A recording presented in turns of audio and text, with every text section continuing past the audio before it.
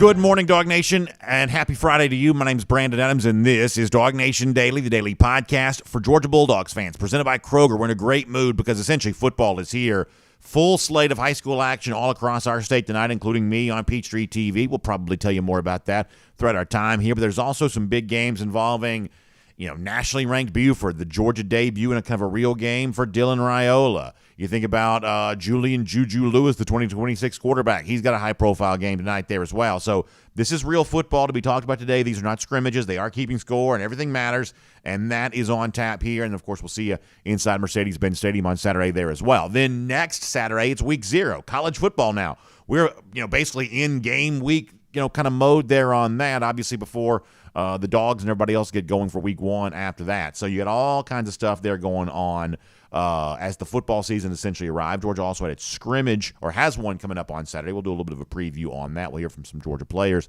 Good stuff there. But if you don't mind, before we begin, or as we begin to kind of kick things off here today, just for fun, some pretty heavy mockery of Florida by Paul Finebaum. And if you're a Georgia fan, you kind of want to revel in the current state of the world's largest outdoor cocktail party, we'll spend a couple of minutes just sort of laughing and having fun at this and then get serious about football after that. What do you say we get it started? It is DawgNation Daily, the daily podcast for Georgia Bulldogs fans, presented by Kroger, and it begins right now. Today's episode of DawgNation Daily is brought to you by Kroger, fresh for everyone. Presented by DawgNation.com. This is DawgNation Daily, the daily podcast for Georgia Bulldogs fans. Here's your host, Brandon Adams. I was joking with our video audience a couple of minutes ago. I have a pretty modest goal for today's show.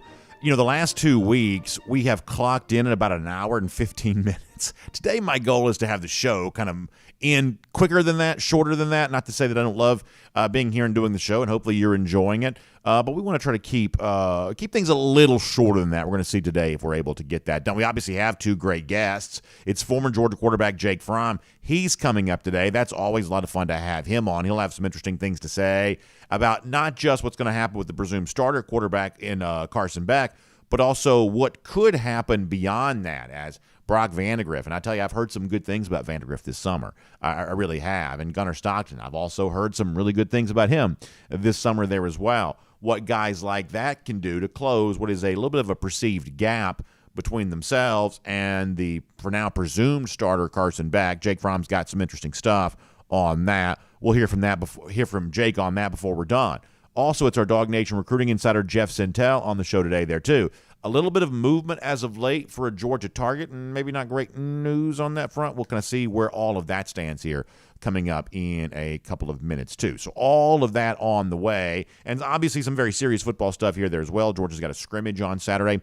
We're going to cover that. But if you don't mind, let me begin right here, and this is sort of just for fun, but I do think there's a takeaway to be had if you are a Georgia fan. Can you just revel with me for a moment in the current state of the rivalry known as the world's largest outdoor cocktail party? And let's just be honest here, because I think to understand where we are, appreciating where we have been, and kind of understanding where we have been makes appreciating where we are obviously so much easier and more enjoyable to do. Because there was a time in which Florida was a tormentor to Georgia. There was a time in which the Gators, the lousy, stinking Gators as we call them here, were more than just an arch nemesis. They were absolutely the barrier that in a lot of ways stood in the way of Georgia being the kind of program we thought it could be. And, we've made villains out of Steve Spurrier, and then we made a villain out of Urban Meyer, and frankly, with good reason. But all of that feels like the distant past. Not only has Georgia climbed and climbed and climbed and climbed since that ancient era in which guys like Meyer, before that Spurrier, were with the Gators, but while Georgia has been ascending, there has been a spiral of descent for Florida. Florida all of a sudden would appear to be a program that is just a absolute, dumpster fire in comparison to what it would have been in those glory years of years ago. So much so that Florida fans have almost seemingly forgotten what the program used to stand for, what the program used to be. They've sort of forgotten kind of, the level of success they once aspired to. And now when you listen to Florida fans, I talked about having a modest goal a little earlier. It seems like Florida fans themselves have adopted far more eager expectations for the season and far more eager expectations in particular for Gators coach Billy Napier. And this is the kind of thing that sort of gets them laughed at now. I want to give you an example of this. Paul Finebaum, who probably is the loudest voice of anyone kind of down here in this SEC country, he was on a podcast with the ESPN host Matt Berry. Have you heard of Berry? Do you know who that is? Well, Finebaum is on with Berry, and they're talking about the lousy, stinking Gators. And Finebaum was laughing about the fact that now for Billy Napier, the soon-to-be second-year coach for Florida, all of a sudden Florida fans sort of treat him as if he can just sort of walk and chew gum at the same time. He somehow achieved some sort of level of success. They've set the bar so low for their second-year coach, Billy Napier, that Paul Finebaum, who's obviously been around now for decades and decades and decades, that Finebaum says all he can sort of do is laugh about that. And anytime there's a chance to laugh at those lousy, stinking Gators, of course we're going to do it. So let's use the words of Paul Finebaum on with ESPN's Matt Berry as an opportunity to do just that. Just how meager and pathetic the Florida expectations have become. Just for fun, let's hear Finebaum on that. There are some people in Gainesville that believe they can go out there and steal that game. I'm not one of them. I would like to know who the quarterback is going to be for Utah. But assuming they lose that game, their schedule is problematic. They have Kentucky and Tennessee in the first few weeks of the year. So, I mean, it's entirely possible they could have 3 losses even before they get to Georgia and Florida State and the garden variety SEC East games. So yeah, I mean the one thing that's going for Napier, and this was, I'm sure Dan Mullen is finding this to be absolutely hilarious. The fans are saying, "Well, give him time." He's. They act like he inherited a program that had been shut down for 25 years. I mean, Dan Mullen, the year before, I think he was let go. I think he was in the SEC championship game. He was always in New Year's Six games. Like, what? Yeah, no. So Finebaum, that game he references the Utah game, which, by the way, is August 31st. We're not that far away from, if you want to call Florida major college football at this point in time, we're not that far away from Florida and Utah playing and kind of major college football being here. But the point that Finebaum is obviously making there is, hey, you lose that game, all of a sudden Florida could be looking at a whole bunch of losses before the season really even gets going. And Gators fans who've just lost all self-respect are all of a sudden now like, well, listen, you just got to give him time, give him a chance. And, listen, I don't often take Dan Mullen's side on anything, but Finebaum's kind of right here of, if you're Dan Mullen, what do you think about that? Mullen, who had a lot of big talk and obviously, generated a lot of excitement around the Gators program, they were judging him on championships. Are you keeping pace with Georgia? All of a sudden now, all Billy Napier's going to do is find a way to make a bowl game and not get embarrassed by a team like Oregon State. And it seems like now Gators fans are sort of fine with that. I mean, it is really a story of just how far Florida has fallen. All of a sudden now Gators fans seem willing to tolerate and accept any level of, I don't even want to say success because success is the wrong word. If Gators fans can sort of avoid the most embarrassing failure possible, that seems to be sort of enough for them on that. And Finebaum with Matt Berry went on to talk about that a little bit more. Let me let you hear from him once again. The standard in Florida used to be win it all. That's it. So Napier has the advantage of just dumbed down expectations, but he can't waste this. But he has a half a mulligan this season. I don't know how that carries if you hook your tee shot. But if he can beat somebody, and then he's got Florida State, of course, at the end of the year, which is who knows. But if he wins 7 or 8 games, he's going to survive. He's got one of the top quarterbacks coming in. But a lot of the criticism of him has just been sloppiness, the way he handled recruiting early on. But now he has, Matt, tremendous momentum on the recruiting trail, which you could say about 19 other schools at the moment. Yeah, the one thing Florida fans hanging their hat on, hey, look at our recruiting right now. Well, guess what? As Finebaum says, there are a lot of programs that feel okay about their recruiting. They feel like they're doing some good things in recruiting. But what are you doing on the field? Finebaum says Billy Napier, sloppy start to his Florida tenure. The phrase that kind of sort of cuts through the clutter more than anything else, dumbed down expectations. Anytime you use the word, dumb and Florida fans in the same sentence, I'm sort of here for it. Dumbed down expectations for Florida. I find that pretty enjoyable. But keep that in your mind. Sort of put a pin there on that. And let's now contrast what Finebaum is saying about Florida, sloppy organization, dumbed down expectations by fans, willing to accept almost anything because of how humiliated they've been over the course of the last couple of years. Now, contrast that with Georgia and what's being said about Georgia right now. I saw where Pro Football Focus was kind of putting out their, sort of expectations for teams for the upcoming season. And they laid it out there in no uncertain terms, but what they see about Georgia here right now. And the purpose of all of this, before we kind of get serious and sort of drill down on some more of the football-related topics, the purpose of all of this is just to revel in it. Just enjoy this. Y'all, we've been waiting for a long time to have this kind of thing being said about those lousy, stinking Gators, dumbed down, sloppy, whatever else.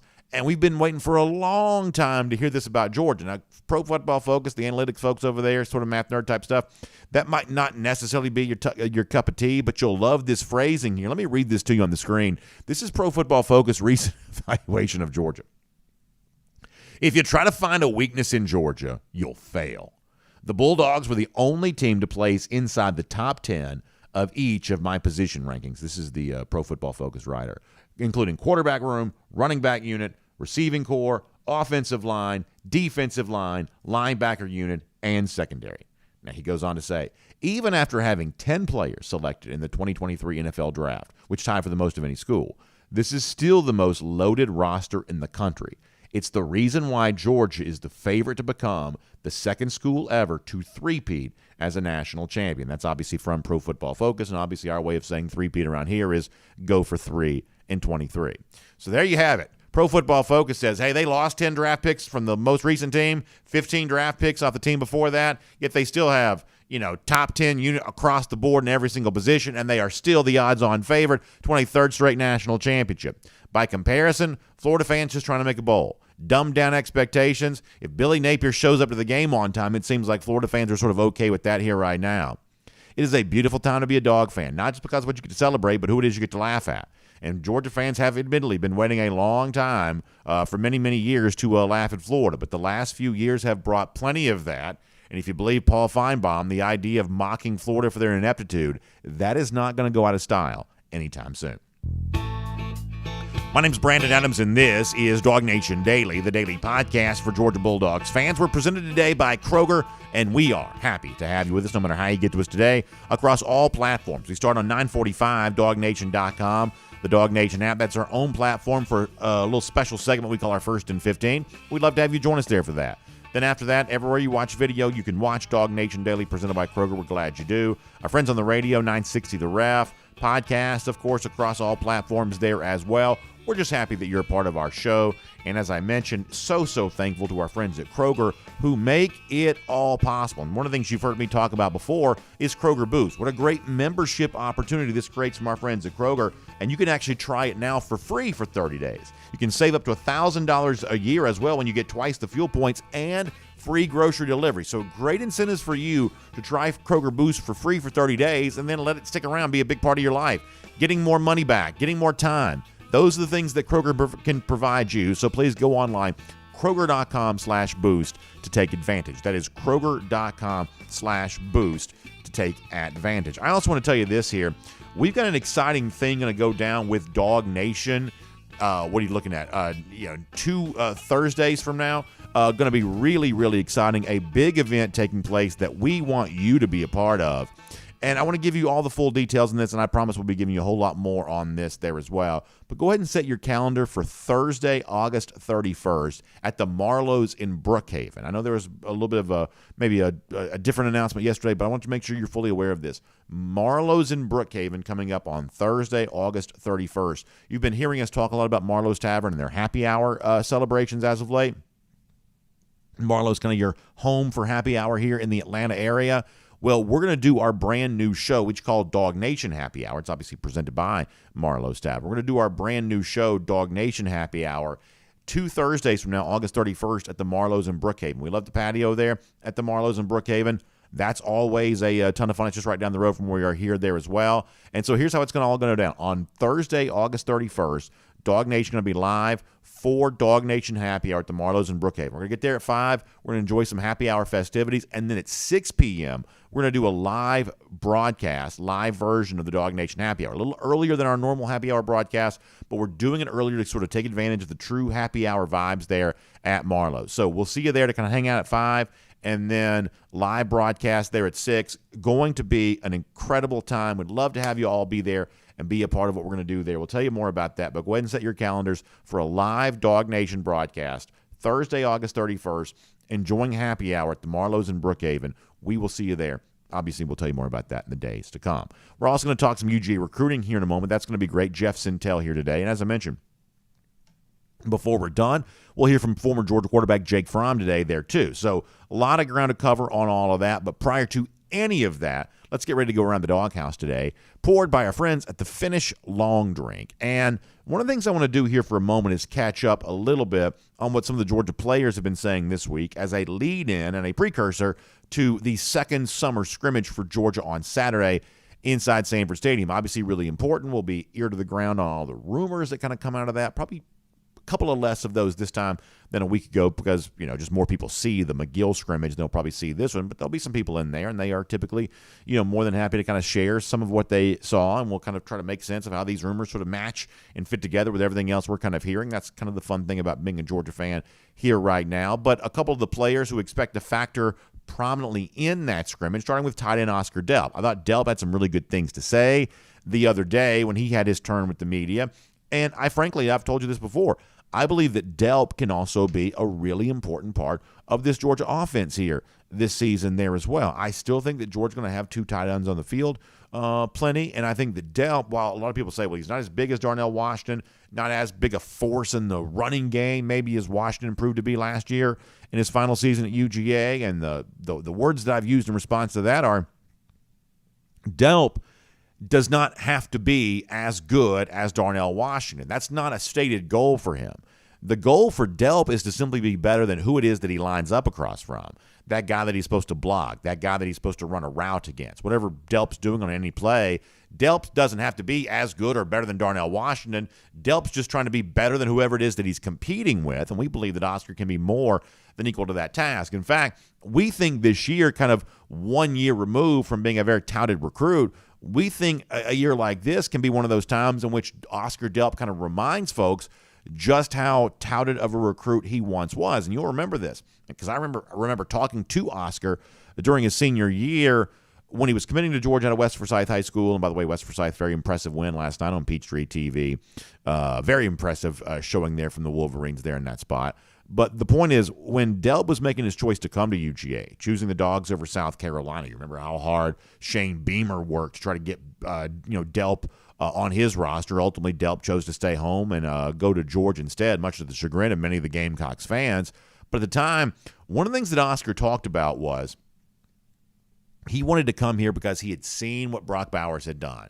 Basically saying, okay, now I have a proof of concept for how I can be used in an offense like this. And you can understand why that was. And for a lot of Georgia fans such as myself, and perhaps you too, we were really encouraged by the fact that all of a sudden tight ends didn't have to be told of, if you come here, we'll use you. Hey, this is how bad we need you. We want to use the tight end, but we don't have a guy like you, so we can't do that until we get you. That's the old school, kind of recruiting pitch that maybe perhaps Georgia used to use. But once Brock Bowers broke through in such a huge way, all of a sudden that kind of stuff didn't need to be said. All of a sudden now of, hey, if you think of yourself as an athletic pass-catching tight end, then come do what Brock Bowers is doing. And presumably, based on Delp's own words, that was a very effective pitch.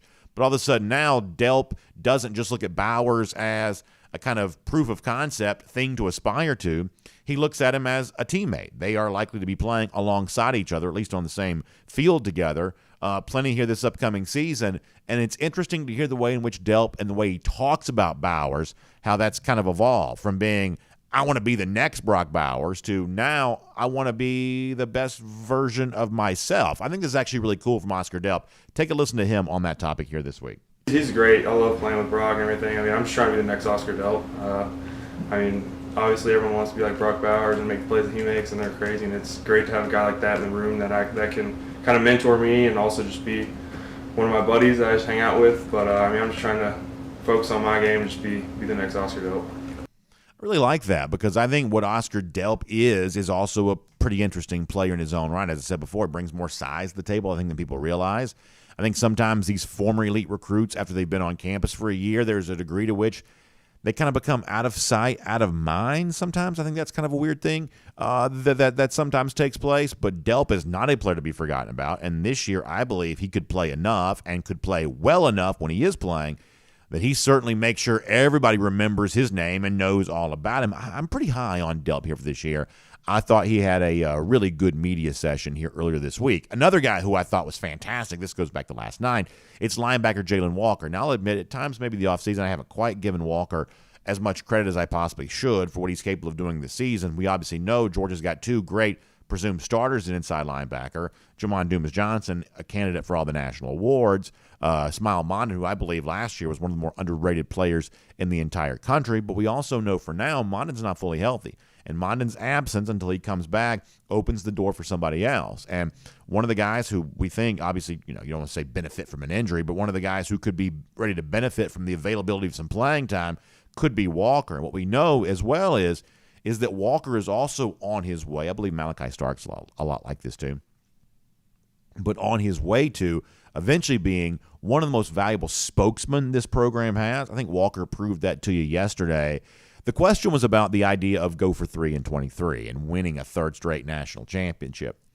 And I thought the wisdom with which Walker approached this answer was really pretty uncommon. Now, listen, you could, to a certain extent, sort of do a paint-by-numbers thing on how this question is going to be answered. Obviously, players aren't always going to sort of fully embrace that as a premise, the concept, the way in which media types might want to sort of push that. And yet, what Walker actually said, while, maybe not fully embracing the premise of the history that Georgia can make, was in its own right really, really wise and I think really interesting in terms of how Georgia can not just try to avoid the so-called three-peat talk, but actually embrace it as a part of what the legacy of this team can be. I think this is really good from Jalen Walker. Take a listen to this. It would be a great historical feat. I know that it hasn't happened in a long time. And having that opportunity before us, we won't take it for granted. It starts for game one. It starts for tomorrow. Our goal here is to make history every day. Making history every day is what we plan on. So that history we just made at today's practice. And then tomorrow we'll do history, making history at the next meeting, history at the next team event. Overall, it's just an opportunity for us to seize. He says at the end there, it's just an opportunity overall for us to seize. And I like that. I mean, obviously, the thing you pull out from that is, we get a chance to make history every single day, which is kind of one of those cool things that sort of looks good on a bumper sticker or a T-shirt or a poster on the wall. But actually, what Walker kind of says around that, I almost find more interesting, and it sort of hides in plain sight. He doesn't shy away from saying, yeah, you know what? It would be great to go out there and make history. And y'all, this is the thing to understand about this upcoming season. If Georgia wins the national championship again, it's the greatest run in college football history. No team's ever had a run of dominance over a 3-year period like what Georgia would have been able to put together. Certainly not any kind of modern time, poll era that matters, TV era. No one's done anything like this before. So I don't know that's necessarily a topic to be avoided at all times or at all costs, because ultimately I think there's a level of motivation to be found from you want to etch your name in the record books, and as we talked about a lot for the 2022 team, you want to do something that makes you different than 2021. Last year that group said we want to win the SEC because that's something the 2021 national championship team wasn't able to do. Well, now for the 2023 team, you want to kind of etch a level of history for yourself that's different than the previous 2 years, and then go out there and do something that not only no other Georgia team before you has done, but no other team has ever done. It is a special place in history. You're on the top shelf looking down on everybody else. And as I said, I don't know that's a kind of a level of rat poison to be avoided, to use an overused phrase. I think it may be a challenge to embrace, and I believe that Jalen Walker is kind of showing you the blueprint there for how it can be embraced, and I think that's really interesting. As we said before, scrimmage tomorrow there as well, so stay close to DawgNation. We'll hear from Kirby Smart. We'll follow the rumor mill. Kirby's pretty unhappy after last week's scrimmage, which you sort of expect him to be. Is there a change in his language after tomorrow's scrimmage? We will be close by to find out. And that is Around the Doghouse, and it's poured today by our friends at the Finish Long Drink. And y'all, many of you as we talk about kind of the end of summer and the start of the football season. You're trying to get the last little bit you can out of this great summer season. And obviously one of the great ways to do that here in the Peach State is with the peach-flavored version of the Finnish long drink. Now, if you've tried a long drink cranberry, or the traditional with the grapefruit flavor, or the long drink strong, or the long drink zero with no carbs, no sugar, you know the quality of the Finnish long drink and how great it tastes in this brand new, relatively new anyway, category of ready to drink cocktails, right? The kind that comes right there in the can. You like mixed drinks? This is a mixed drink in the can. You know how great the Finnish long drink is. But if you haven't tried the Finnish long drink peach flavored version yet, I don't believe you've had maybe perhaps the best. What you may ultimately decide is the best version of the Finnish long drink. So I'm really excited about this. Everyone that I've heard from that's had a chance to try this, they've all raved about it. So you want to make the most of the summer you still have before the fall gets here, or you want to get stocked up for the best tailgate experience over the course of the next couple of months. We believe the peach-flavored version of the Finnish long drink is the best way to do that. I think the can looks amazing there as well. If you're watching on video, I always like the images of the cans we have for you, because you see the light shining on them, that glistening water, condensation just sort of dripping down the sides. That aluminum is just so nice and cold. Feels great to hold on to, even better to drink. So try yourself some Finnish long drink, any of the varieties, but especially maybe for right now, that peach-flavored version of the Finnish long drink. I hope you'll try that and enjoy that today. And go to thelongdrink.com, put in your zip code, and you can find out where you can pick up some today. I truly believe you're going to enjoy it. Something else that I believe that you're going to enjoy is former Georgia quarterback Jake Fromm. Before we're done today, we'll get a chance to talk to Jake. Jake's going to give you some insight into the quarterback situation, including as the competition rolls on. We presume eventually Beck is in line to potentially be the starter. He's at least the leader right now. But what about a Brock Vandagriff? What about a Gunnar Stockton? What can they do to close the gap? Jake Fromm's got some interesting stuff on that. We'll address that before the show is done. But for now, on everything as it relates to Georgia recruiting, including some commits and a pretty big spotlight here this weekend on the field to begin their senior seasons, and perhaps some movement away from UGA for a Dogs target. Is that true? We'll cover all of that with Jeff Sintel. It is him and you here, a part of DawgNation Daily, presented by Kroger today, and we're glad to have you all.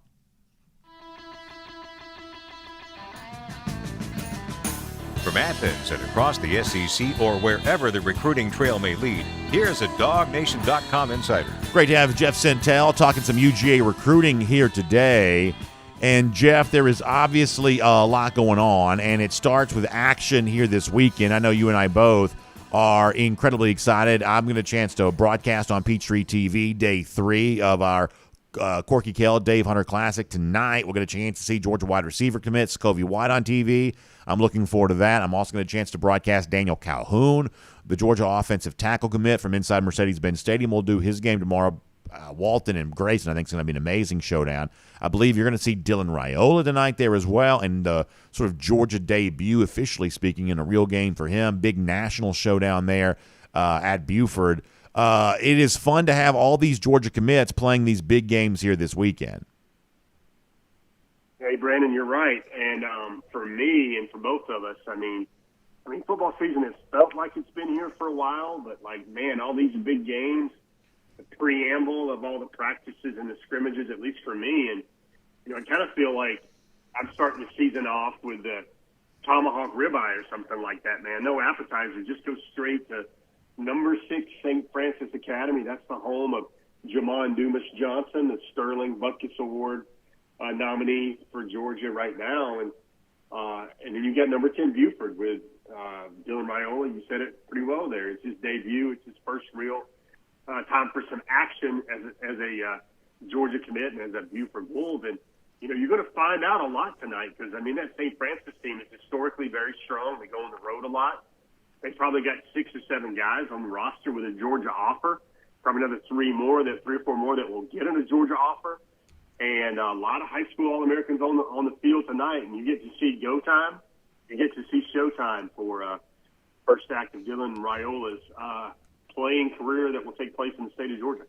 I think the other thing we're going to learn about Raiola pretty soon there as well is how he handles pressure. I think this is a challenging game for Buford tonight. I'm not saying I believe they'll lose, but I do believe they'll be challenged. And this is a Buford team that a year ago was trying to be, the first ever team, I guess, to win a state championship in every classification. They moved up to the highest classification last year, and obviously they fell a little short of that. They lost to Walton in the second round of the playoffs. So, Raiola inherits some pressure just by becoming the Buford quarterback, where there's a big spotlight on this Wolves team. They're a top 10, national team. But at the same time, I believe the 7A classification in Georgia is perhaps deeper than it's been. I mentioned Walton. I think they're really good. Carrollton with Julian Lewis, I want to talk to you more about their big showdown game coming up in a couple of minutes. I think they are also very good. They were a state finalist a year ago. I think our buddy Terrence Edwards, his Milton squad, I think they're going to be a part of this conversation there as well. The point is, even for the people who don't follow high school football perhaps as closely as we do, I think it's going to be really interesting to see how Raiola kind of exists and perhaps thrives. I believe he will thrive around a Buford team that just because of their national attention, because of the level of recruits they have, and because of the fact they did not win the state championship in the highest classification a year ago, this is a Buford team that plays with a good bit of pressure this year. Yeah, a lot of pressure, but I'd rather have, what's the Kirbyism here? Pressure is a privilege, I guess. Well, they have the privilege of having the pressure of all these high stakes, but Brandon, you need all fingers. You need both hands and maybe a couple of toes to add up all the guys on the Buford roster that have a Georgia offer. Now that's a lot of ammunition that Dylan Raiola will have on his side, on the Buford side tonight. And I think it's going to be a classic game. I think one of these two teams that wins tonight, it sets the stage for them to take a good run at the mythical national championship. And while you were rattling off names in the state of Georgia, the state of Georgia championship is going to be quite hard in that bracket. You got those teams in South Georgia. Can't forget those. Can't forget Falkland County and the Packers. Can't forget Nycar on that team, Lando Thomas on that team. By all means. Lots of great guys, lots of great stuff in the state of Georgia. And I'll tell you this, I'll be very curious to hear Dylan Raiola's answer after he goes through 15 games of Georgia high school football about whether football here in the South, football here in the state of Georgia is really at a different level than what even he was expecting. And one more thing before we change the subject, going back to Sokovia White tonight, as I said before, I'm looking forward to broadcasting his game against Rome on Peachtree TV. And I believe that Sokovia is a receiver commit that I don't think has probably gotten the full attention that he deserves. I think in a lot of ways, I think Sokovia's put on some weight here this offseason. I think he is going to remind folks a lot of Kearis Jackson here, and that's a very big compliment. Kearis made a huge catch for Georgia in that Peach Bowl game last year, but he was also an incredible leader the entire time he was at UGA, a very important part of the program for the entirety of the time that he was here.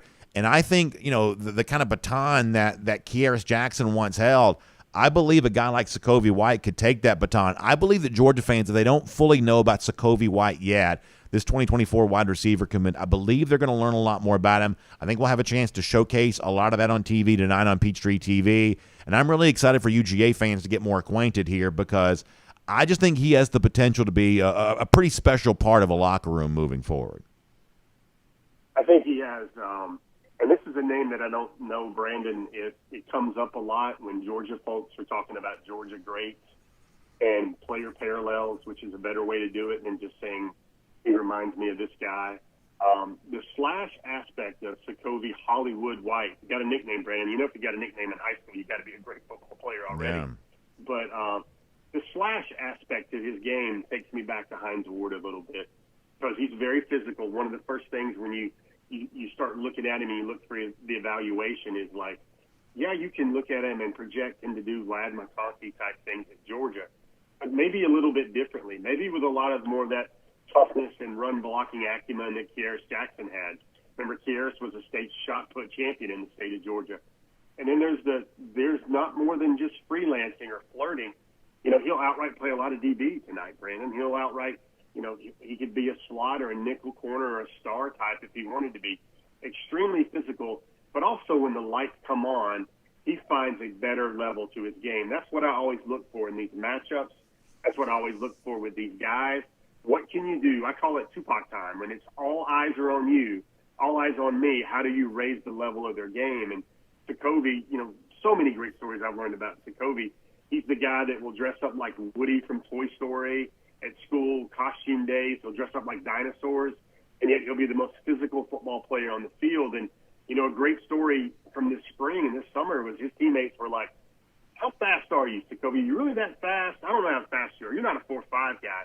And then they have off-season testing at Cass, and he drops a 4.46 or 4.45 or something like that to show everyone just how fast he is. Steve Gates, former Georgia Bulldog coach, he tells me a lot. He said, you know what? Jacoby is not yet as good as he can be because he's out on the field. This is what Todd Monken told him. Jacoby is as fast as he needs to be. When he needs to make a play, all of a sudden he's got another gear. And I think that's what the great ones are. I think Jacoby will show up at Georgia a little undersized. He will be a worker. He will do everything it takes to get on the field. And I think he could be a very, very interesting and very much a fan favorite during his time in Athens. Speaking of, quarterbacks, big games in Georgia, I also want to ask you about Julian Lewis here, the 2026 quarterback. They've got a showcase game tonight. Carrollton does, going to Fairburn to take on 6A defending state champion Langston Hughes and Aaron Nolan, the quarterback commit to Ohio State here. This is a fun game. I don't believe there's any TV or anything like that for that tonight, but it's still a fun game. I think they're expecting a bunch of celebrities in the building for Hughes and Carrollton tonight. Just kind of a big vibe around that game a little bit. What's the latest on Lewis as a recruit? He's great, man. I think he's actually, Brandon, it kind of feels to me like there are about 6 or 7 schools that have a chance or even publicly presented as having a chance. I think that number might be a little bit smaller than that, like 2 or 3 schools. Juju is a special football player. I mean, the best thing you can say about the type of momentum that's going behind his career heading into his sophomore year in the state of Georgia is that ESPN named him the #1 overall prospect in the country, ahead of luminaries like Dylan Raiola, Ellis Robinson IV, other tremendous players, senior players, junior players, all the sophomores. They named him the #1 overall football prospect in the country. And it takes me back to a time when I learned that, Juju was offered when he was in the 8th grade by Florida coach Dan Mullen. And you say what you want about Dan Mullen, but I think he can pick a quarterback. I think he knows what to look for. And he was alerted, and he got a chance to evaluate Julian Juju Lewis at a very early age.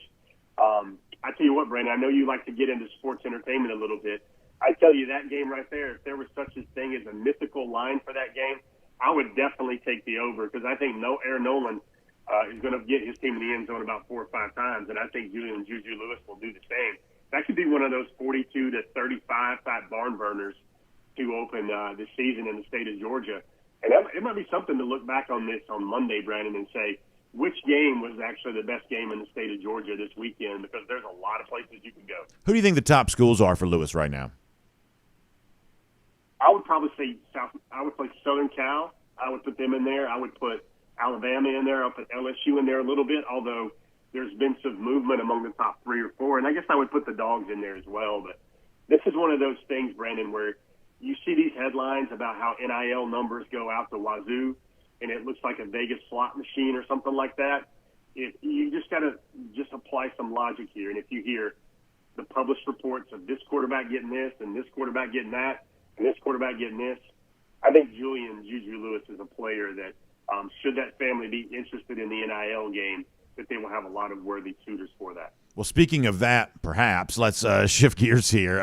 I'll let you tell me one way or another. You got an interesting story this week involving 4-star linebacker Chris Cole, who has seemingly been on Georgia's radar and perhaps probably still is. And yet, in your story, we find out about upcoming visit to USC and then sort of a late last-minute official visit to Tennessee ahead of the commitment announcement he has planned for early September.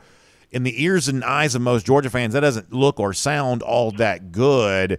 Is Georgia in danger here of losing Cole? What is the information as of late, kind of added on to the story that you wrote there about the kind of last-minute plan to go visit Tennessee for the 4-star linebacker out of Virginia?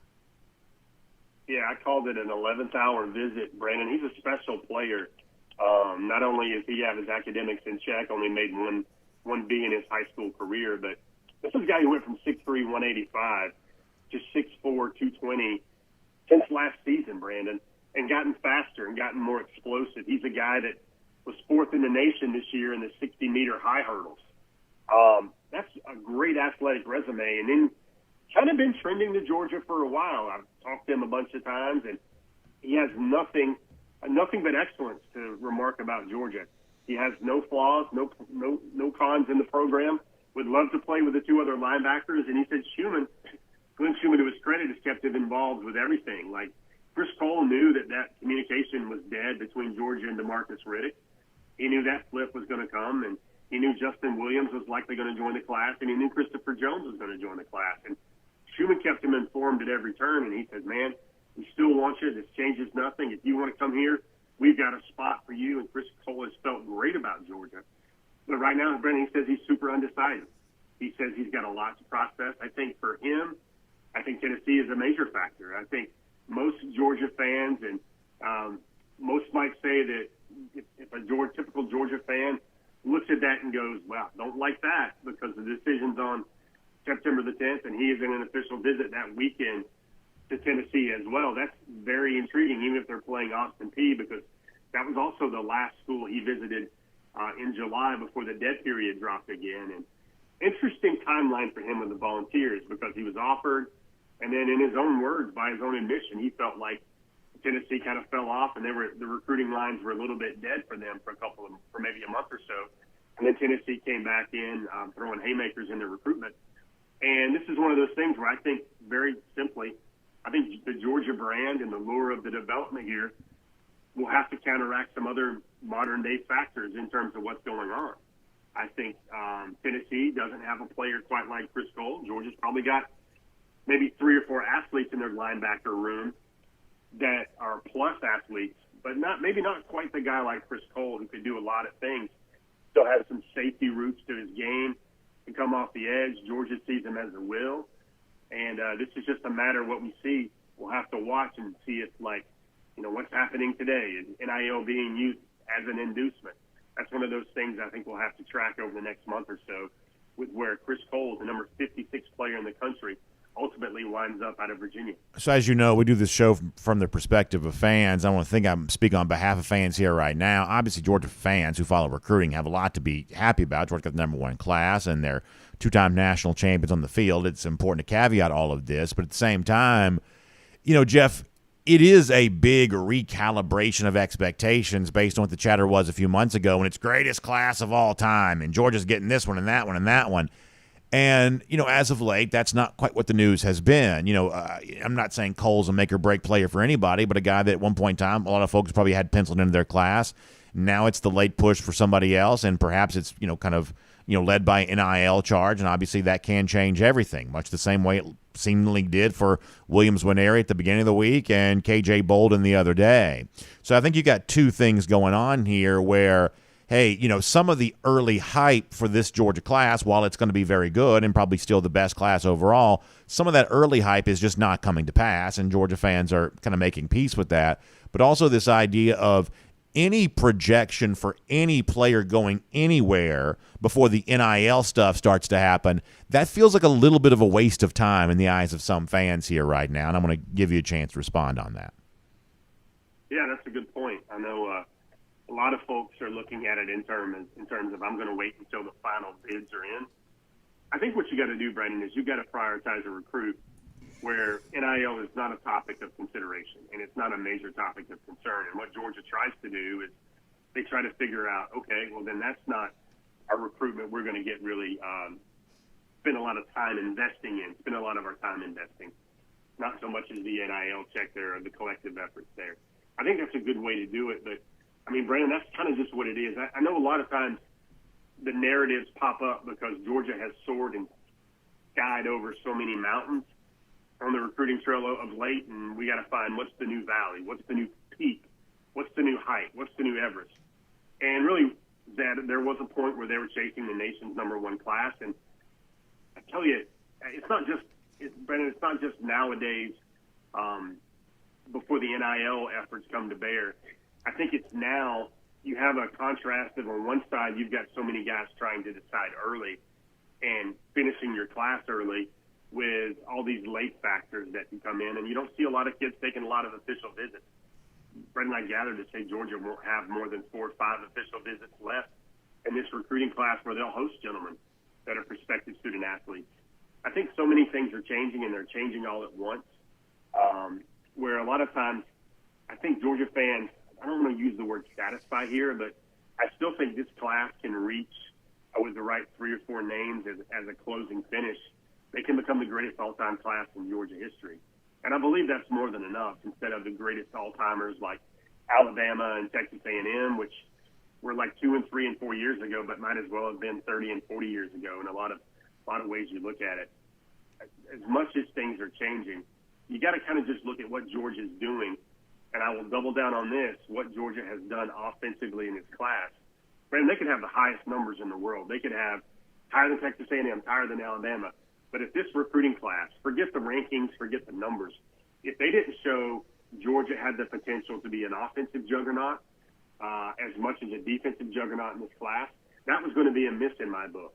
And what they've done now with the 2 quarterbacks, what they've done now with the 3 running backs, what they've done now with the offensive linemen, the tight ends, they've got everything they need to be a heavyweight on the offensive side of the ball to basically match up with what they do defensively every cycle. Interesting stuff, Jeff. I'll also invite folks to check out a piece that you've written at DawgNation.com, kind of speaking of the offensive side, the evolution of running back recruiting based on some of the stuff that Dell McGee has recently said, but also some of your own kind of information to kind of bolster the point that McGee was perhaps making. I think that's a story that everybody should read there at DawgNation.com. Jeff, I hope you enjoy a chance to see Dylan Raiola in person tonight. We will certainly be looking forward to reading more about that experience from you at DawgNation.com, and, of course, talking to you back here on DawgNation Daily, presented by Kroger again very soon, too. Hey, Brandon, have a great call tonight, and my prediction is you will say Jacoby White touchdown or Jacoby White interception about 4 times tonight. Boy, that's a big prediction, Jeff. Good stuff. We'll talk to you soon. See you, man. Have a good one. Let's take a look around the rest of the league. This is SEC Through. So Jeff says an interesting thing there. He says, hey, if you're Georgia, you got to prioritize recruits that don't have NIL as a main factor in their decision. But hold the phone here just for a second. That's a good way to be Georgia Tech. That's a good way to be Mississippi State. That's a good way to be some team you don't want to be. In other words, it's easy when the NIL stuff gets a little tricky in the 11th hour to be like, well, from now on, we got to prioritize guys that don't have that as a main factor. But guess what? A lot of very good players are going to have NIL as a consideration. Some of them won't say they will, but there's a lot of things that go unsaid in recruiting that are no less true. So if you're Georgia, and we talked about this a little earlier, in the week, that you almost have to think about this in sort of a salary cap style thing is that you can't only have players who are non-NIL guys, because that's not a recipe for a very athletic and potentially dominant roster. But if all you do is go after NIL guys, they're going to have a hard time, first of all, filling a full roster, and second of all, you're going to have some team chemistry issues because everybody's kind of counting everybody else's money. So the challenge of being a coach never gets easier. It seemingly gets harder, and this is the way it's kind of hard here right now. That, if you're Missouri, you can throw $8 gazillion at Williams and Nwaneri because you've got no one else to give that money to. Perhaps the obviously receiver on the other side there in the mix for it a little bit, but ultimately I don't think he's going to Missouri anyway. So Nwaneri is probably your one big recruit you have a chance to go get. So why not throw every dollar you have?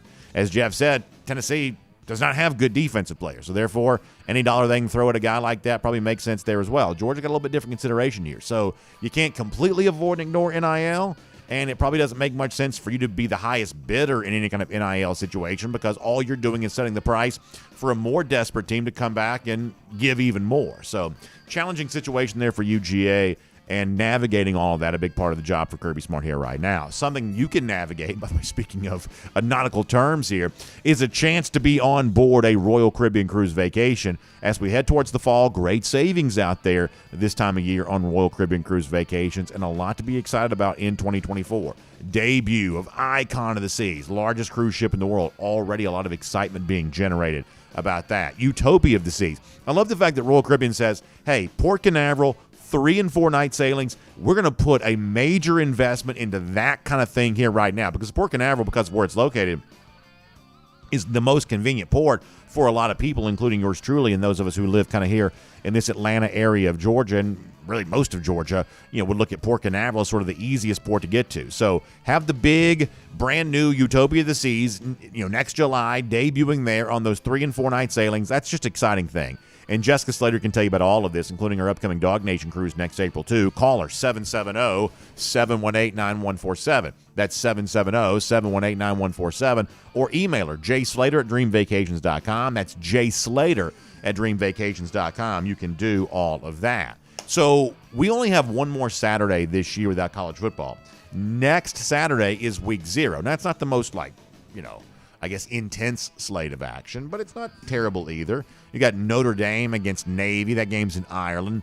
Be your first chance to see Sam Hartman as a Notre Dame quarterback. I don't think Notre Dame's going to be very good. For the 80th year in a row, they're going to probably be preseason overrated. But I do think Hartman can be pretty good. And I think that Hartman can be a little bit of a reminder of the kind of quarterback that could have perhaps transferred somewhere else. For all the talk of the year of the transfer quarterback, because there are more former transfers starting across the FBS level of football than the non-transfers, to us, the bigger story are the quarterbacks that didn't transfer, or at least quarterbacks who did not transfer to kind of national championship contending programs. Notre Dame couldn't win a national championship if half the sport quit and decided to stay home. Notre Dame still couldn't win a national championship, so they're not really a championship contending team. Hartman could have, perhaps gone somewhere else, but he didn't. So when you watch Sam Hartman next week, you'll watch a guy and say, yeah, he's pretty good here. He clearly wanted a better football opportunity than what Wake Forest provided him. Chose to go to Notre Dame, historic, heritage program. But could this have been a signal caller that could have been kind of a kingmaker for one of these teams that had a real shot to compete for a championship? We may get a glimpse of that next week.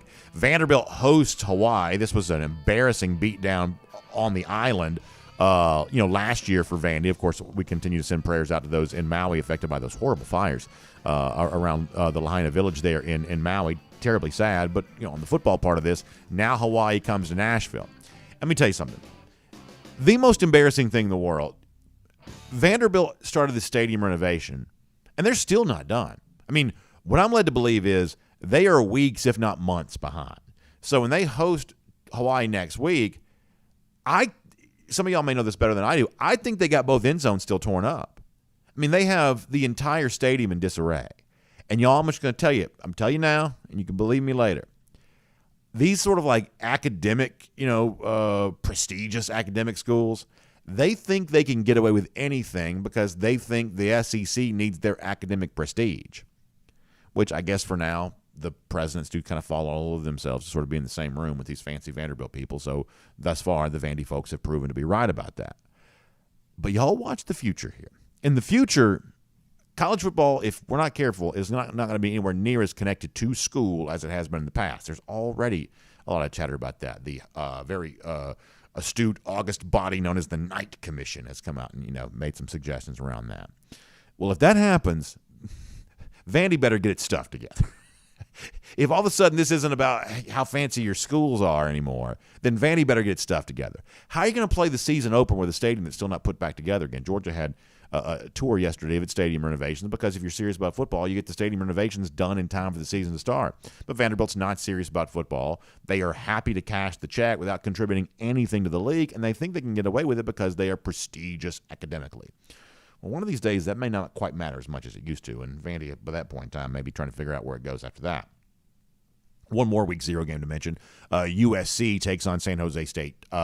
So the reigning Heisman Trophy quarterback Caleb Williams also plays week 0 there as well. Speaking of quarterbacks, Auburn named its starting quarterback yesterday. It is Peyton Thorne. This is not, I guess, unsurprising. That's the Michigan State transfer. I am a believer that while it's oftentimes behooves coaches, Kirby Smart's typically like this, to kind of hold quarterback competitions that go as long as possible. If you know who your quarterback is, I think there's some value in naming him. And apparently Hugh Freeze knows it's going to be Thorne, so now by naming him, you give the team a chance to rally around him. Or perhaps you validate what the players are seeing with their own eyes, that Thorne's been the best guy in practice. Now, I've heard that maybe neither guy, Thorne or Robbie Ashford, has been all that great necessarily, but Thorne probably the better of the two options. I still expect Ashford to play. In fact, if you want to look ahead to September 30th, barring some sort of weird thing happening prior to, between now and then, or some sort of injury situation, my guess is we'll see Thorne the most, and we'll see Ashford some. Ashford is a terrific athlete. When Thorne was at Michigan State on a pretty good team there in 2021, he played good against the bad teams, bad against the good teams. I'll let you figure out for yourself what that might hold for him against Georgia. So, for someone like Freeze, he may still have to play both guys, but he does name Thorne as his starter. That's some big news coming out of the SEC here for right now. And when speaking to the media, Hugh Freeze, because he was Michael Oher from The Blind Side, he was his high school coach there in Memphis. Freeze was kind of asked about the dust up this week involving Ower and the lawsuit and the Tui, the family there. Sandra Bullock played the character there in the movie. He was asked about that, and for the most part kind of sidestepped it a little bit, saying that he doesn't know all the legal ramifications of being a conservatorship compared to a full-on adoption or whatever else. But what he saw from his perspective was a family that took in Michael Oher and showed him a lot of love. There has been a lot of, shared information from the Tui side here on this that kind of calls into question some of the stuff that Oher originally said. I think a lot of people in the media sort of took the lawyer statement from Ower's side and ran with it to begin with. Oftentimes this happens.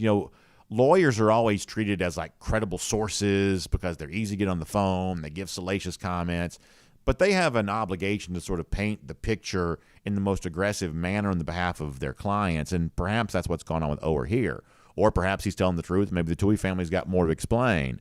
But some of the stuff coming out here right now, I think, puts the ball back if they want to do this in the court of public opinion prior to doing it in the court of law. Some of this, I think, puts the responsibility back on the Ower side to kind of clarify their original statements here, because some of the latest information seems to, I guess, cast some doubt on that. So we'll follow all of that, and we'll make that cruising around the SEC courtesy of Royal Caribbean. And here on DawgNation Daily, presented by Kroger, we'll get ready for a Kroger Fresh Take with our buddy Jake Fromm here as well. And here in our Kroger Fresh Take, time to talk to the former Georgia quarterback, Jake Fromm. Happy to have him here on DawgNation Daily, presented by Kroger here today. Jake, thanks so much for your time, and I guess congratulations. Commanders get a 17-15 win against the Cleveland Browns there last week. Appreciate you being a part of the show, and congratulations on being a part of a preseason win there. Yeah, Brandon, thank you for having me. It's always fun to win a ball game, especially in this league, and just excited to go to work this week and move on to the next. So you completed 5 passes there in the win. I'll admit I haven't really gotten to see any of the highlights or anything like that. How did you feel like your performance kind of went there for that game in the Commanders, for the Commanders? It was fun to be out on the field again, especially with the guys. We've been working really hard, and it was just fun to let a few loose and just get out there and play under the lights. I saw where you guys are, I guess, having joint practices with the Ravens right now ahead of a battle of the Beltway sort of on Monday night there, and a little bit of pushing and shoving, maybe a little bit of guys having to be separated this week. It's that time of year, right? It gets hot out there at practice. We see this at the college level, of course, too, but at the NFL level, you get those joint practices. Sometimes those tempers get a little short out there, don't they? Yeah, it's tough, man. Like you said, it's that time of year. Guys are getting dialed in, getting riled up, and sometimes competitive spirits get the best of some guys. But it's just guys just want to compete and try to do their best. One of the things that when you look at Georgia football here that I kind of found impressive here this week, ESPN has come out with its ranking of the top players in all of college football. They've got the 100 top players there, and coming in at number 2 on the list is Georgia tight end Brock Bowers. And to me, Jake, this is just such an amazing thing to consider that Bowers, who's a tight end, you wouldn't think of necessarily a player like that possibly being the top-rated player, a guy that I would think legitimately maybe even has a chance to win the Heisman Trophy. Tight end's not always a position we think about that, being that kind of position, but obviously that's the kind of success Brock Bowers has had. What does it say about him that he could take a position like tight end, not typically thought to be among the very best players, and have a chance to be kind of recognized that way here this year for Georgia? Yeah, he's a dynamic football player, and he can take a position like tight end and really have a huge influence on the outcome of football games, and which is why he is well respected, which is why he has the accolades that he has, is because he can change the game from that position. There's just very few guys that can really have that big of an outcome on the game like he does. It's going to be really exciting to see what he does this year, how he's able to influence the game, how they game plan with him, where they move him around, how much does he touch the ball. It's going to be some really fun stuff to watch, because I think he's just tore up with a ton of ability, and he's going to be able to impact games in a really big way. There's a little bit of a different storyline kind of playing out for Georgia right now than what we might typically be used to. On paper right now, it seems like Georgia may have the best crop of receivers to begin a season that's possibly had. And you and I have talked about that before, how good this wide receiver situation looks like it could be for Georgia here this year.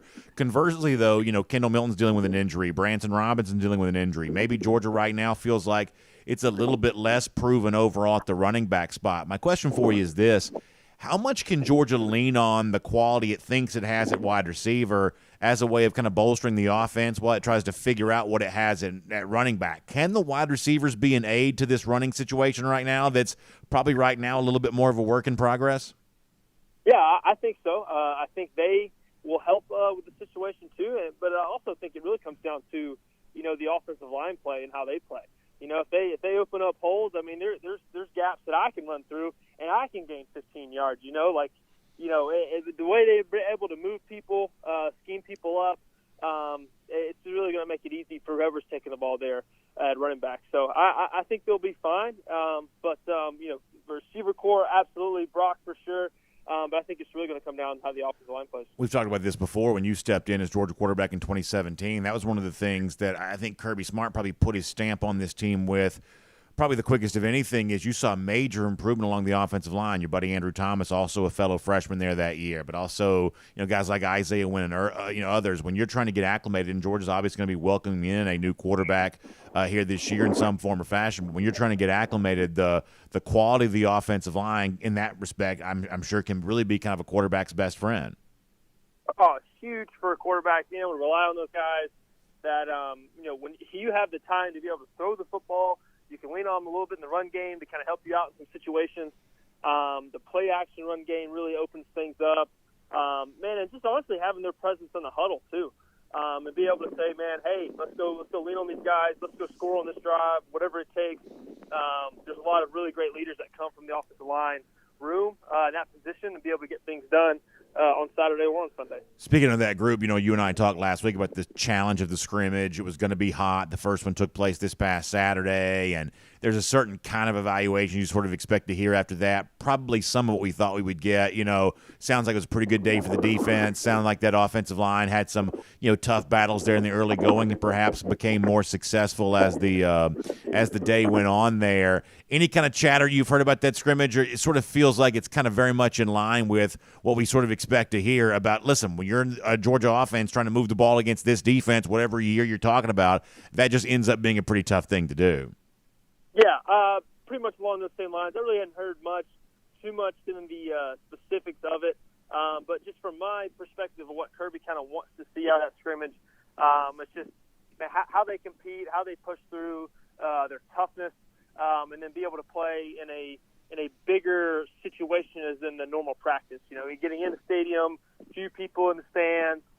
How do they play with the lights on, so to speak, and that's kind of what he's trying to see throughout that scrimmage. And really, guys, it's really pushing through because those scrimmages are tough, man. They're hot, they are long. They just feel like they're never ending. But that's kind of, from my perspective, what Kirby's wanting to see in those scrimmages. I want to ask you a question about Georgia's backup quarterbacks for a minute, or what we might perceive to be the backup quarterbacks right now if we assume that Carson Beck is in the lead to eventually become the starting quarterback. But if you're Brock Vandagriff or even Gunnar Stockton, you want to do something to change that. What can be done here in the remainder of the month of August if there's a gap between, let's say, Vandagriff and Beck? What could Vandagriff do to maybe change that, to kind of close that gap and put him in a position where that Georgia's not only comfortable playing him if it had to, but maybe they look for those opportunities early in the season to get him in the game? How can you use that practice time effectively to make a competition here to become Georgia's starting quarterback even tighter than it might already be? Yeah, man, that's really tough. I think what you got to do is you got to just prove to them, the coaches, that you know the system, that you're trustworthy. Just go out and execute football plays. Whatever the intent of the play is on each specific play, understand what that is, execute the play, be dialed in with accuracy. And then two, man, I think from a guy like Brock and Gunnar too, who are able to use their legs a little bit, I think they're going to have to get in a game situation and really just go out and play ball, use their legs, extend plays, extend drives with their legs on third down, so to speak.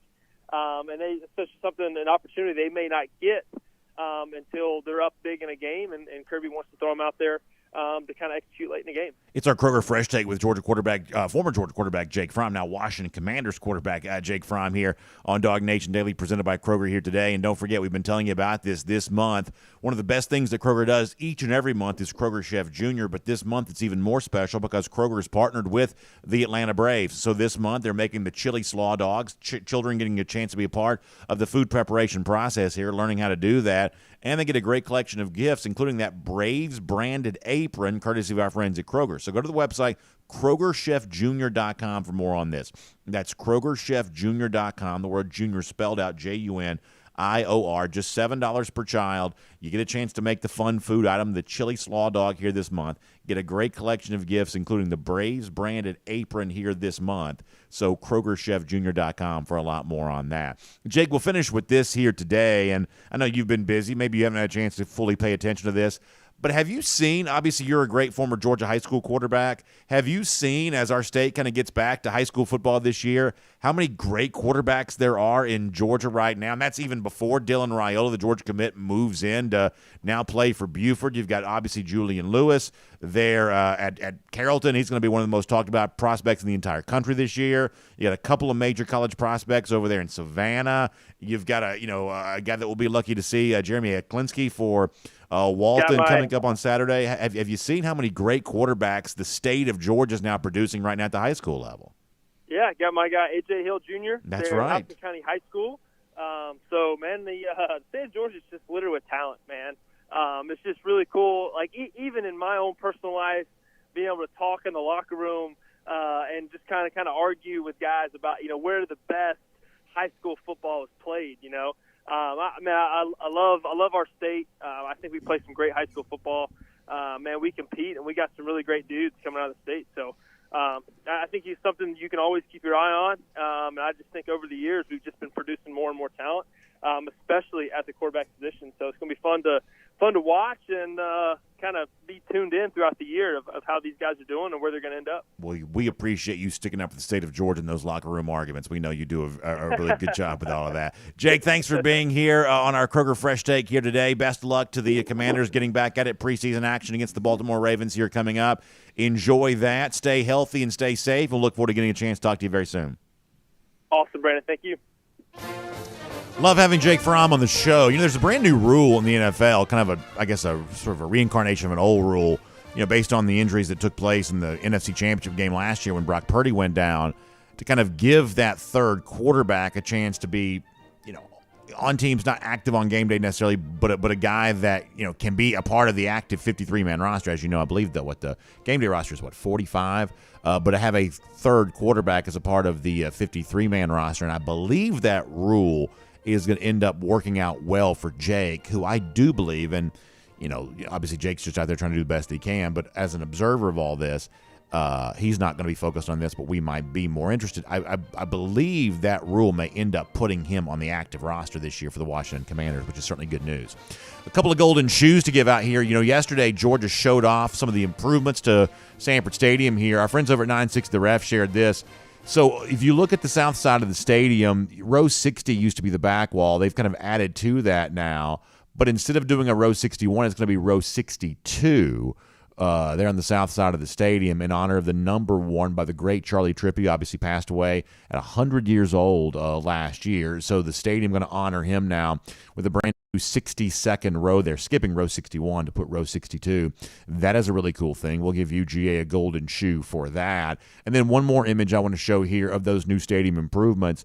All of a sudden now you see the brand new 2022 SEC and National Championship signage start to appear there. One of the cool things they've done in the stadium in the last few years is just put more signage in those concourses there, obviously celebrating being an SEC champ, being a national champ. I know there's also some controversy, and this is not a small thing, because of the fact that the bridge is now going to be available only for those ticketed patrons on game day, at least the majority of the bridge only available for ticketed patrons. There are a lot of Georgia fans who are upset about this.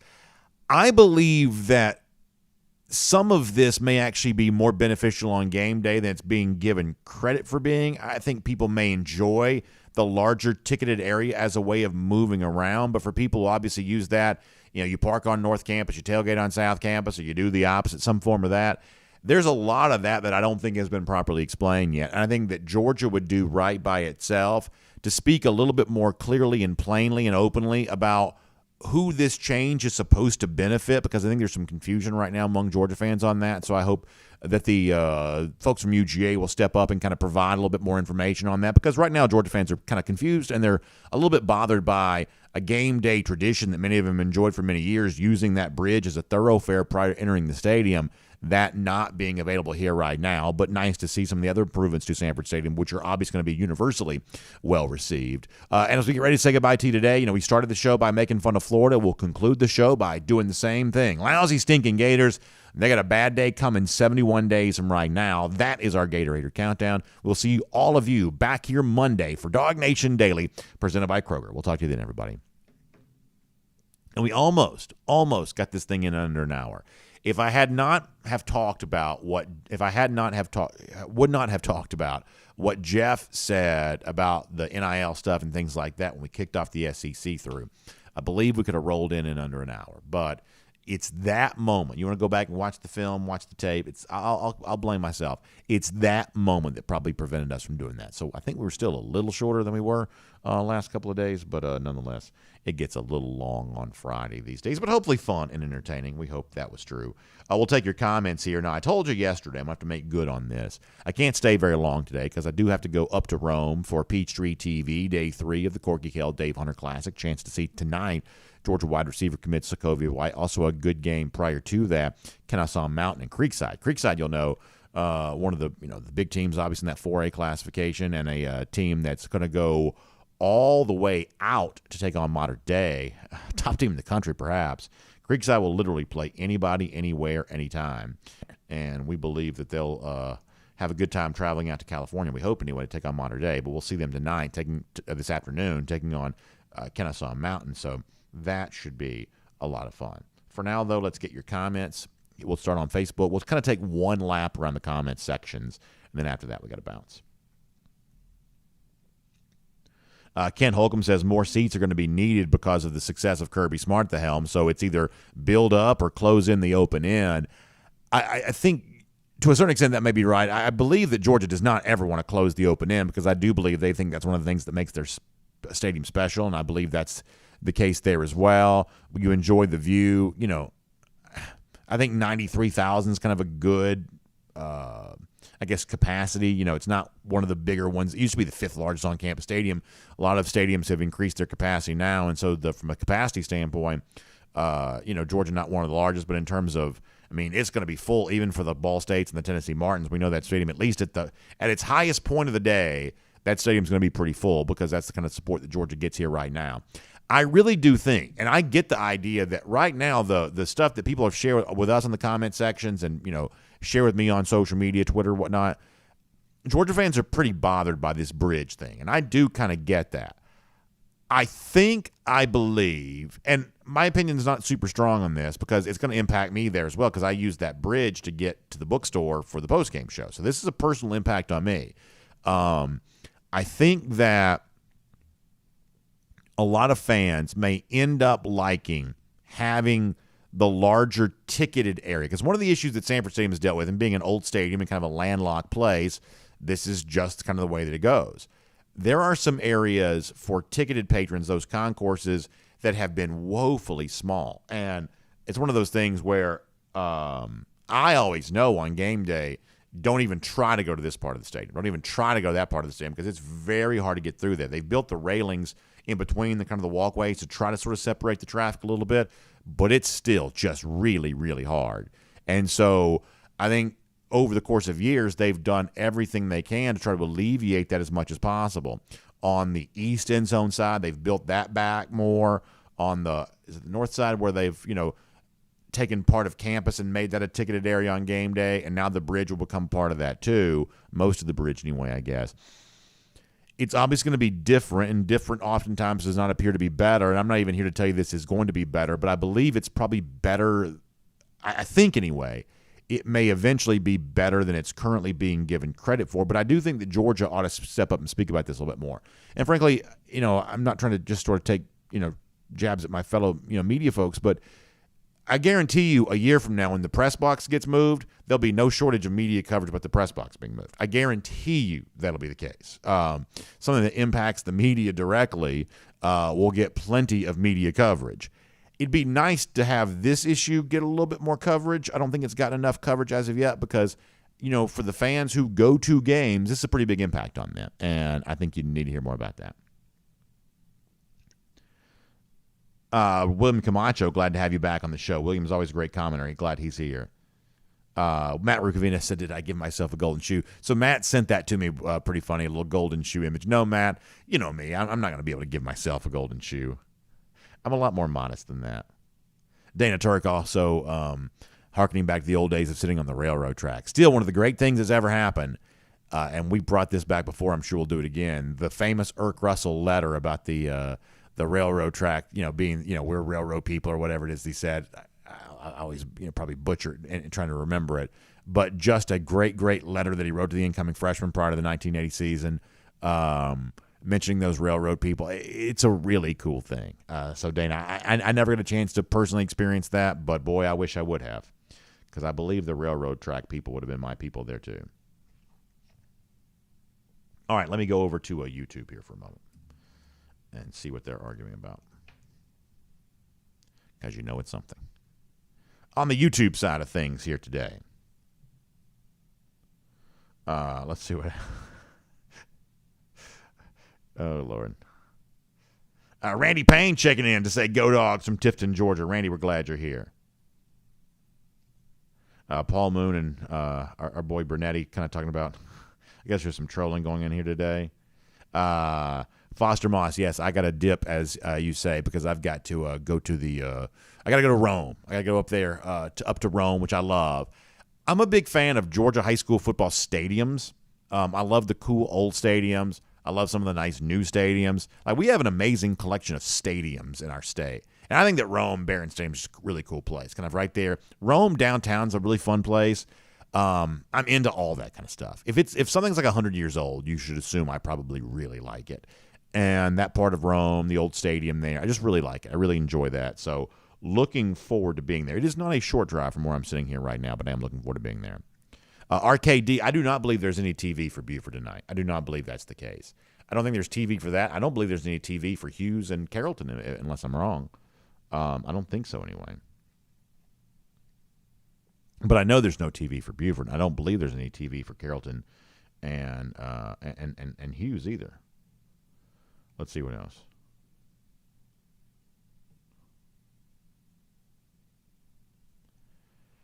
Kenneth Holt says, since you can't drink in the stadium, Athens should make something like the Battery in Atlanta for people to drink, hang out, maybe play cornhole on Saturdays. So I said this one time before, and sometimes people take things the wrong way. I don't know if you ever noticed this before.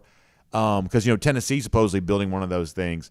But to me, downtown Athens is already Georgia's Battery, if that makes sense. And obviously it's obviously farther from Sanford Stadium than the Battery is from Truist Park, because they're right next to each other. But it's not an impossible walk either. I walk that all the time. And to me, you've kind of already got that vibe set up, and you got the North Campus, situation there too. So you can be downtown if you want to do the bar thing. You can kind of pop over and kind of be, on some green grass and, like you said, play cornhole and do some of that kind of stuff, right there on North Campus. I know they're a lot more restrictive about tailgating on North Campus than they would have been years ago. But, to me, the kind of thing that was designed for a place like the Battery or some of these other ballparks, or what Tennessee wants to do around Neyland Stadium, that kind of already exists there in downtown Athens, and I really think that's pretty amazing. And I don't know, I haven't been to a game as a fan in quite a long time. Now I'm talking about a ticketed fan who goes in the stadium. And I'm not sure when I ever will again. But I've never been that big about drinking in the stadium during the game, because concession stand lines are long. And listen, I love the tailgate prior to the game. Don't get me wrong on that. I don't want to say something untrue, because I would obviously, love to still do that. That's just, to me, there's nothing more fun than that sort of pregame tailgate. It's amazing. But even when I was younger, even kind of before my media days, in the stadium, I like to watch the game. And I don't want to go concession stand line, like to go get a beer. I just don't know that I would want to do that. I wouldn't want to get up and go, because, it takes a little longer. Like, I love the Braves, but I don't have a problem, when the other team is batting, or when the inning ends and the other team's about to come to bat. I don't mind sneaking to that concession stand, doing that in that situation there, because listen, if you miss a couple of pitches of a major league game, which is 162 games long in a season, I can kind of live with it. I can kind of be okay with that. The action is a lot more scarce when it comes to college football. You only get the 6 home games. You only get the 12 regular season games. I just don't want to be out of my seat much more than I have to be. So I'm not saying that everyone needs to feel the way that I do. I think you're all free to feel however you want to. You don't need my permission to do so anyway. But for me, even back when tailgating was a very big part of my life, the idea of sneaking in the airplane bottle or, taping the plastic bag to your leg or whatever the rest of you, degenerates like to do. That was never my thing because, like, in the stadium, I wanted to watch the game. That's kind of always the way I was. All right, let's see what else. Kenneth Holt says, I was saying that mainly because of how colleges are snuffing out tailgating. Do you think, Kenneth, that they are snuffing out tailgating? I know that obviously, like, L.A. didn't want tailgating before the national championship, but I think of UGA as still a fairly tailgate-friendly campus, right?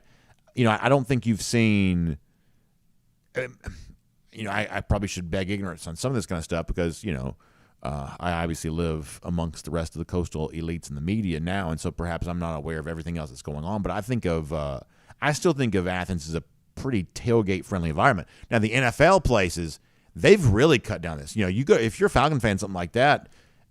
NFL stadiums now only allow tailgating for 3 hours prior to kickoff. So, I mean, the idea that you can come and do what you do in Athens all day long in one of these NFL stadiums, you can't really do that. So there's a lot of cutting down on tailgating there at the NFL level, and obviously in Los Angeles, they wouldn't allow it at all. I mean, just such a different culture, completely different. But, around the college campuses, they're still pretty tailgate-friendly, right? Bill Kibbe asked a good question. He said, if you're planning your last supper, what 6 players or coaches would you invite? That's a really good question. Let me see if I can give you a couple of good answers. First of all, I think Nolan Smith would be the best to have there. And I think that Jordan Davis would be a pretty close second there as well. And if it's Jordan, we're going to probably have some good food because my guess is Jordan knows some good food. So that's a couple of guys you got to have. Let me see if I can give you some offensive guys. I heard a little bit of an interview that George Pickens, I don't know why this came to mind, George Pickens did with, I think it was NFL, what's his name, Rich Eisen. I think it was Rich Eisen that was interviewing Pickens. And we never heard from Pickens at all at Georgia. But he was pretty funny with Rich Eisen, at least the part that I heard. I might put him there, just sort of spice things up a little bit. I think Jake Fromm's a great dude. I'll throw him in there on that too. That'll be fun. Now, how about a couple of coaches? And you need characters here. You need good, fun characters. If I can have former people there, no better person than Sam Pittman. You want Pittman there. Pittman would be the life of the party. I love that personality. And then for my 6th, I'm going to take Kirby. From the simple standpoint, these other guys kind of egging him on, we may get to see that sort of fun side of Kirby in that dinner that we sometimes get a glimpse of when he's hanging out on TV or something like that. That might be a pretty good bunch right there.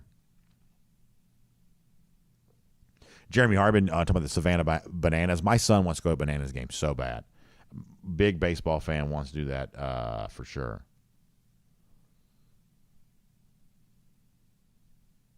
North GA Dog says the Carrollton Hughes game is on ESPN2 tonight. Well, that makes sense.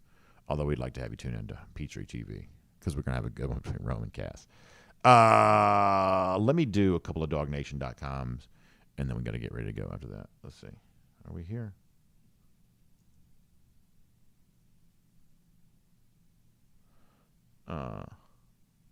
Randy Hall says, what do we eat in Rome? So Rusty has got a place like right across the stadium we've been to before. I don't know the name of it, but had some good barbecue there one time. I don't eat a ton before the game, to be honest with you. Like, you'd think someone like me who just seemingly eats all the time. During the fall, I'm trying to keep my weight down. I mean, if y'all notice, come fall time of the year, I'm trying to get back down to my playing weight a little bit. So, from that standpoint, I'm trying not to go eat a huge meal. And second of all, I don't want to have a big heavy stomach the entire time I'm calling these games. So I don't eat a ton prior to the games during this time of year. But we did eat one time in a really good restaurant, like barbecue type thing, across the street from the stadium. That was pretty good. Jacob Yarbrough says that Jalen Walker's interview could remind you of Roquan Smith. That's not bad. B-Mac says Mikael Williams should be our sacks leader, but we'll see. Yeah, you're talking about a guy that ESPN ranked as the number 10 player in the entire sport. So that's a pretty cool thing for him there on that. All right, we have got to go. I apologize. We'll try to do more on Monday, but actually it's 11:24. It's not like we shortchanged you all that much necessarily here. But y'all check out RS Andrews online, rsandrews.com for your air conditioning, heating, plumbing, and electric needs. They will show up on time. They'll do the work that's promised, the price that's promised. You can trust them on all of that today, including it's been very, very hot, so you need to stay as cool as you can inside your house, and getting your air conditioning unit tuned up from RS Andrews would be a great way to make sure you do that. So find them online at rsandrews.com, and we'll see you back here Monday for DawgNation Daily, presented by Kroger, on tonight for Peachtree TV and the Corky Kell Dave Hunter Classic in Mercedes-Benz Stadium on Saturday, of course. And as we said, back here Monday, RS Andrews cool down when it's all said and done. DawgNation Daily, presented by Kroger prior to that. Y'all have a great weekend, everybody.